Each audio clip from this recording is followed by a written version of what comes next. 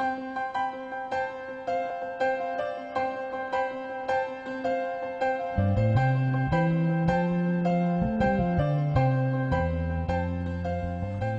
everyone, welcome to MS Learn Online. I'm Kate Milliken, your host for the first program in a special three-part series, Healthy Living with MS, featuring Clay Walker. Rumor has it, you love me too. Clay Walker stepped into the national spotlight in 1993 with his #1 country hit, What's It to You? Since then, he's had 31 singles on Billboard's country charts, 11 of them #1. He's had 4 platinum and 2 gold albums and has consistently been one of the busiest artists on the road. In 1996, he was diagnosed with multiple sclerosis. Despite his incredibly busy schedule, Clay's been an active participant in the MS movement.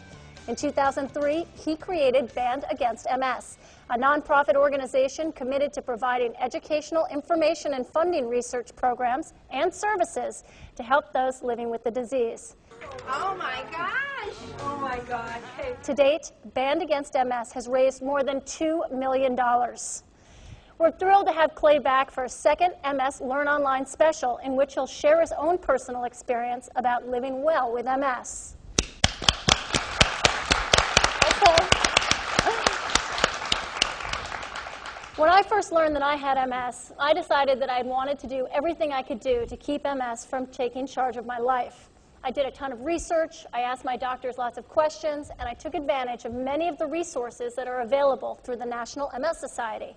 But I also get plenty of information and inspiration from people who are living incredibly full and rewarding lives, despite their MS. And Clay Walker is a great example.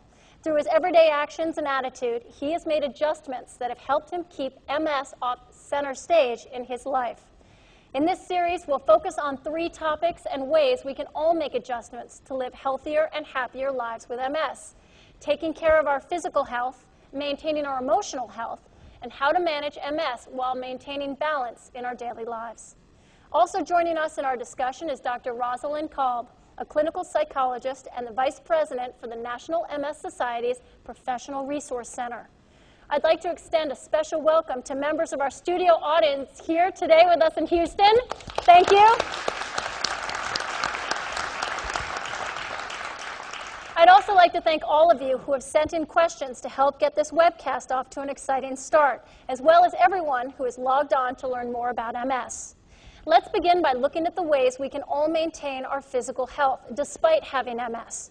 Here's a quote from somebody who knows something about staying healthy with MS. Former ski champion and proactive MS advocate, Jimmy Huga. Quote, I am dedicated to maintaining my overall health, so I'll be ready for a cure when it happens, but also because it helps me live the best life possible with MS. Someone else who knows about living the best life possible with MS is Clay Walker. Let's see what he does to stay physically healthy. I believe you have to take care of your body, and I think you have to have a very good outlook and a good attitude towards it. I try to ride bikes, as well as ride horses, cutting horses, and play golf. I try a little bit of everything. I'll try yoga for the stretching part of it. It's very fun. My family laughs at me, but it's a lot of fun to do, and I feel better when I get done. Once I had MS, I think I wanted to do more physical activity than before I was diagnosed, and I felt like all of those physical activities only help strengthen me. So, Dr. Kolb, talk to us about the importance of physical fitness and staying active with MS. I think that all of us need to stay physically active and in good shape because we all feel better. But when a person has MS and is dealing with all of the symptoms that MS can cause, particularly that fatigue that can be so draining and difficult, staying physically fit helps you be in the best possible shape to deal with that. You feel stronger, you feel more in charge, and it helps you stay on top of things. So I think it's just incredibly important to stay in good shape because you can be healthy even if you're living with something like MS. Clay, besides rocking the charts, tell me about what you do to stay active. Cheeseburgers. Oh man, yeah. I'm an active person. I always have been. I think I'm probably in better physical shape right now than I was before I was diagnosed with MS. And I'm not crazy over the top about exercising. I do a little bit of it, but I do stay active. And on the road with the band, I'll play basketball, and we ride those road bikes like Lance Armstrong and wear the tight breeches. And I ride cutting horses and play a little bit of golf from time to time. I really just have fun. I don't look at working out as working. I try to get in the garden, at home, do the yard, do things that just keep me moving, and it's more fun that way. It's not like, okay, I got to have a regimen. So maintain a pretty good diet. I'm not over the top about that either. I'm just kind of, I'm more aware than I was before I was diagnosed with MS. Let me say that. Do you feel that in light of your exercise regimen when you didn't have MS, has it altered as a result of having MS? Before I had MS, I spent a lot of time in athletics. All through high school, I played football, but after being diagnosed with MS, I did start looking at it as something that was necessarily good for me, and enjoying the results of it. So, when I first started working out after being diagnosed with MS, I had some right leg weakness, which made my gait a little uneven if I would run on the treadmill. So I was embarrassed to go into a public facility and do some of these things. Now, so I started walking privately, then jogging a little bit, kind of a run-jog thing. And then I built up to where I could jog 3 miles without stopping. And I noticed that doing this, or riding a bike especially, increased the strength in my hip flexor, my right leg, and also increased my range of motion, where now I look normal when I'm walking. Dr. Cobb, from your perspective, talk to me about diets. You need to pick a healthy regimen that you enjoy and is realistic and that you can maintain. The diet that we recommend for people with MS is the same low-fat, high-fiber diet that's recommended for everybody in the population to maintain your weight and your healthy heart.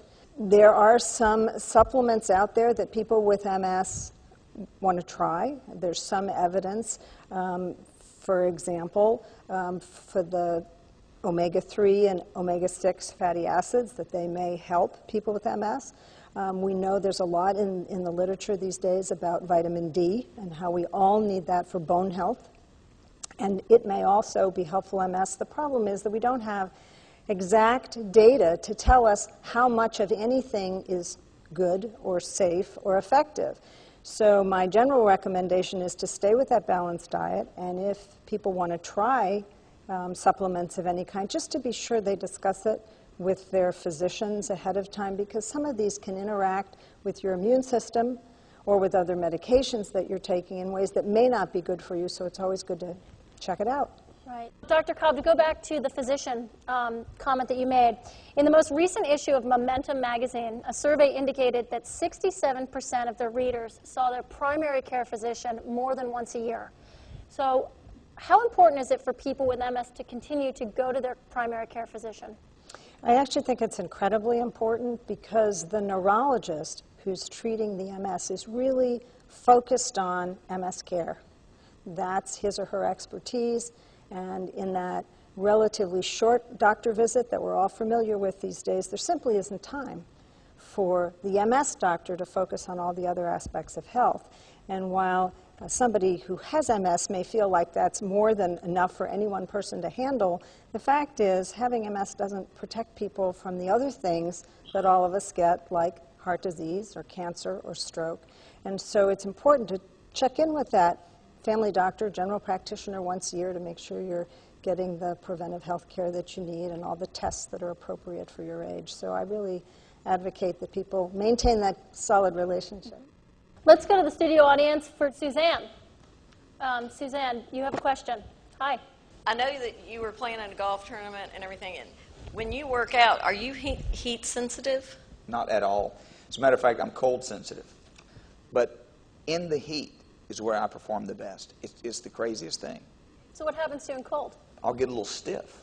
you know, and my muscles feel stiff, and so before I start walking, I have to stretch a little bit, and then I take off walking just fine. So when you're on stage then, performing... Oh, that's my best. I was going to say, then you don't have to try to figure out a way to lean on something or sit on a stool or anything? No, you know, it seems like I actually have better physical ability and more range of motion when I walk off of stage than I do walking on stage. And it's, you know, hot showers, I love them. Cold is exactly opposite for me. But I guess that's why MS is so special, is because it does affect a lot of us in different ways. But I've heard from most people that heat affects them drastically. I love the fact that you called MS special. That's great. Well, it is. No, we're going to go to Fran. We're going to go to Fran in the studio audience. I've just never heard MS described like that. It made me feel very special. I thank you for all your efforts that you're doing for us. It's really, really special. Are there any types of food that are actually more beneficial, that can improve your cognitive ability? I know you addressed the omega-3, but is there anything into your diet you may introduce that might help that as well? I don't think that we know of anything that can improve cognition. I think that may be a very personal thing for you. Certainly, we like diets that have a lot of fish in them and then have the omega-3 fatty acids, but I don't think we have an answer yet to brain food, which we all need, but I don't think we know what it is yet. I'm also riding in the MS 150 this year, and I also did it 3 years ago, which was like 35 years since the last time I had been on a bike. But I'm going to ride on a tandem, and I'm so delighted. I mean, hopefully that will. Did you say 35 years ago? Yeah. Wow. And now I'm back on a bike. Good for you. Congratulations. So, anyway. Dr. Cobb, So again, don't limit yourself, and I really appreciate your saying that, because we can do more than we think we can, and Yes. with people to help us, we can do a lot. I agree with you. I agree with you. Thank you. Dr. Cobb, can you summarize some tips that you might have or suggestions in terms of maintaining good health for the audience? I think for all of us, with or without MS, we really want to try to maximize our health with a healthy diet, exercise that's enjoyable and fun, activities that are meaningful, paying attention to our mood, because mood can really be affected in MS, and so we need to make sure that we pay attention to that and take good care of that emotional part of ourselves as well.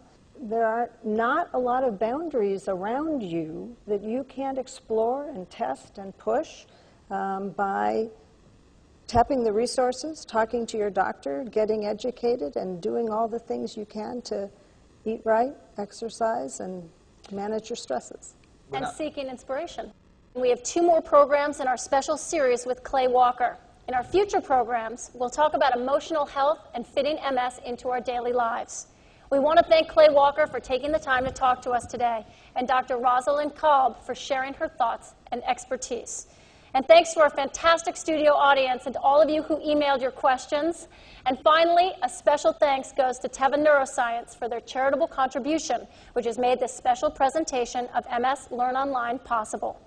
Now make sure you check out parts 2 and 3 of our special Learn Online series with Clay Walker. Just click on the program titles to the right of your screen. We'll see you then.